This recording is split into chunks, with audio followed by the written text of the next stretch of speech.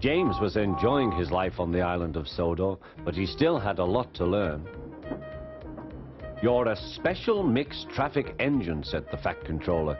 "You can pull coaches or trucks quite easily, but you must learn by your mistakes." James knew what the Fat Controller meant. He could well remember that dreadful accident on his first day. "Be careful with the coaches, James," said Edward. "They don't like being bumped." Everyone came to admire James. "I'm a really splendid engine," he thought, and suddenly let off steam. A shower of water fell on the Fat Controller's nice new top hat. Just then the guard blew his whistle, and James thought they had better go. Go on," he puffed to Edward. Don't push," replied Edward. The coaches were grumbling too. Don't go so fast! But James didn't listen.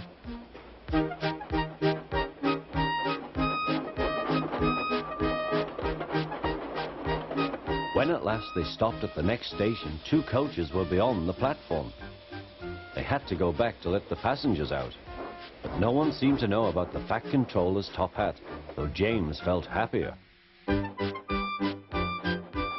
Presently they came to the station where Thomas was waiting with his 2 coaches.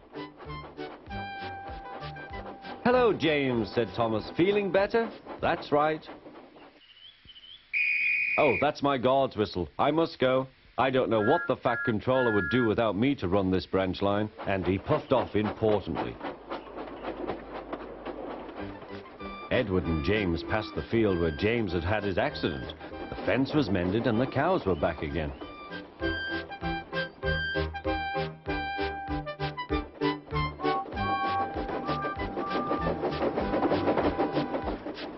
They ended their journey and rested before setting off for home. James was still wondering what the Fat Controller would have to say about his top hat.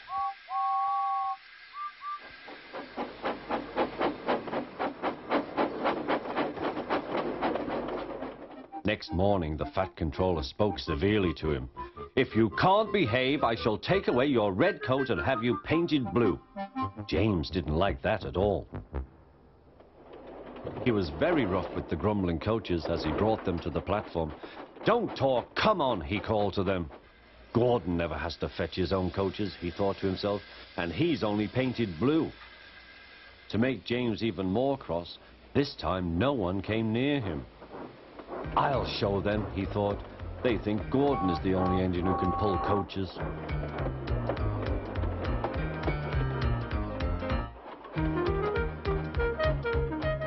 Hurry, puffed James. You're going too fast, replied the coaches. James laughed and tried to go faster, but the coaches wouldn't let him. "We're going to stop," they said. "We're going to stop."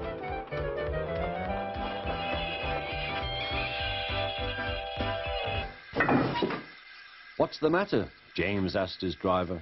"The brakes are hard on. Leak in the pipe, most likely. You've banged the coaches enough to make a leak in anything." "How shall we mend it?" said the guard. "We'll do it with newspaper and a leather bootlace," replied the driver. "Well, where is the bootlace coming from?" asked the guard. "Ask the passengers," said the driver. "You have a leather bootlace there, I see, sir," said the guard to a smartly dressed man. "Please give it to me." "I won't," said the man. "Then," said the guard, "I'm afraid the train will just stop where it is." The passengers all said what a bad railway it was. Then they told the man how bad he was instead. Everyone was very cross. At last he handed his laces over. The driver tied a pad of newspaper tightly round the hole in the brake pipe, and James was able to pull the train.